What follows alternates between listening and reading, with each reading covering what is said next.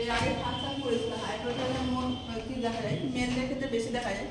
এখানে মেনলি কি করা হয় যে 50 বছরের যাদের বেশি বয়স থাকে তাদের ক্ষেত্রেই দেখা যায়। তো থাইরয়েড হরমোন এখানে কি হয় ইনক্রিজ হয়, সেক্ষেত্রে আমরা কি বলছি হাইপারথাইরয়েড। যখনই হাইপার ওয়ার্ডটা আসছে মানে হচ্ছে কি পেশেন্টের ক্ষেত্রে বেশি হচ্ছে। যে হাইপারথাইরয়েড আমরা দুই ধরনের পাবো, একটা প্রাইমারি হাইপারথাইরয়েড, একটা হচ্ছে সেকেন্ডারি হাইপারথাইরয়েড। তো প্রাইমারি ক্ষেত্রে কি হবে পেশেন্টের ক্ষেত্রে এখানে হচ্ছে যে T3 T4টা কি হবে ইনক্রিজ হবে।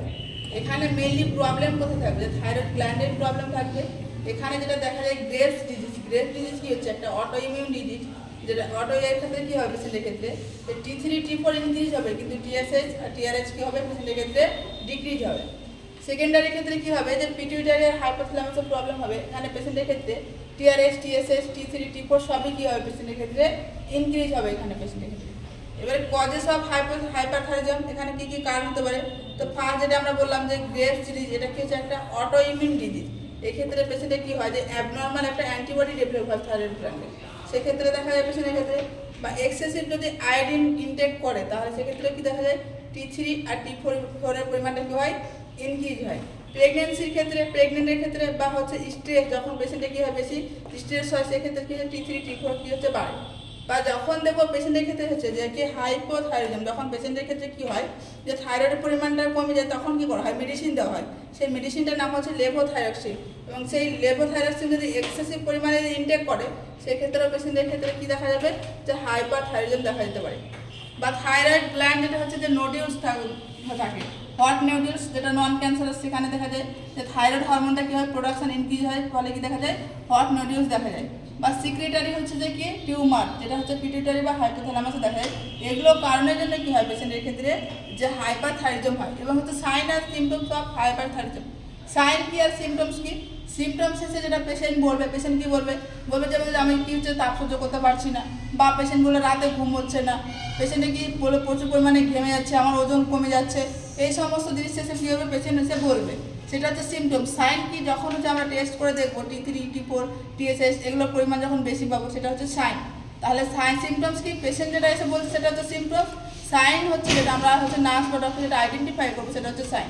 তো এখানে আমি আগে বলেছিলাম যে BMR বাড়ছে, হাইপারথাইরয়েডিজমের ক্ষেত্রে কী হবে পেশেন্টের BMR বাড়বে। BMRটা কি বলেছিলাম যে আমাদের রেস্টিং পিরিয়ডে যেটা হচ্ছে মিনিমাম এনার্জিটা যে মেনটেন করে তাকে কী হচ্ছে আমরা BMR বলছি।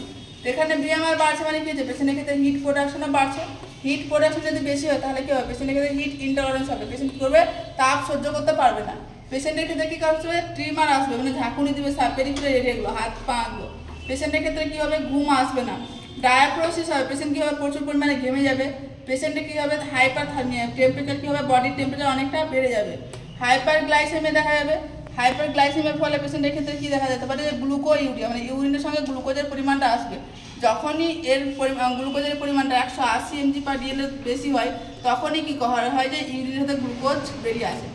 কোলেস্টেরলের পরিমাণটা কি হচ্ছে পেশেন্টের ক্ষেত্রে বাড়বে কমবে, কারণ হচ্ছে আমরা কোলেস্টেরলটা কি জানি যে আর্টারি ওয়ালে হচ্ছে ডিপোজিট যে ফ্যাট থাকে তাকে আমরা তো কোলেস্টেরল বলি। এখানে পেশেন্টের কি হচ্ছে যে হিট প্রোডাকশন বাড়ছে, পেশেন্ট কি হচ্ছে যে প্রচুর পরিমাণে হচ্ছে যে কি ফ্যাট ব্রেকডাউন করছে, তাহলে এখানে কোলেস্টেরল লেভেলটা কি হচ্ছে যে পেশেন্টের ক্ষেত্রে কমবে। পেশেন্টের ক্ষেত্রে হচ্ছে যে ওয়েট লস হচ্ছে, পেশেন্টের কী হবে যে হার্ট রেট বাড়বে, পেশেন্টের ক্ষেত্রে ব্লাড প্রেশার বাড়বে, কার্ডিয়াক আউটপুট কী হচ্ছে ইনক্রিজ হবে, যাকে আমরা বলছি ট্যাকিকার্ডিয়া, রেস্টিং ট্যাকিকার্ডিয়া, মানে পেশেন্টের যে রেস্টিং পিরিয়ডও কী হবে যে হার্ট রেট বাড়বে, তাকে আমরা কী বলছি রেস্টিং ট্যাকিকার্ডিয়া বলছি। পলিসাইথেমিয়া বেড়ে দেখা যাবে, পেশেন্টের ক্ষেত্রে কী হবে যে ব্লাডে আরবিসির পরিমাণের নাম্বারটা কী হবে বেড়ে যাবে। পেশেন্টের ডায়াপ্রোসিস হবে, এক্সেসিভ পরিমাণে ঘামবে পেশেন্টের। প্লাম্বার নেইল দেখা যাবে, নেইল মানে কি হচ্ছে নখ, প্লাম্বার মানে নখটা মনে হচ্ছে ভেঙে গেছে, বা দেখবি যে স্কিন থেকে মনে হচ্ছে আলাদা হয়ে গেছে, এরকম কি হচ্ছে নখ দেখা যাবে পেশেন্টের ক্ষেত্রে। প্রোপটোসিস বা এক্সোথ্যালামাস মানে হচ্ছে চোখের দেখবি যে আইবল, চোখের যে আইবলটা রয়েছে সেটা মনে হচ্ছে বাইরের দিকে চোখটা পুরো বেরিয়ে আসছে।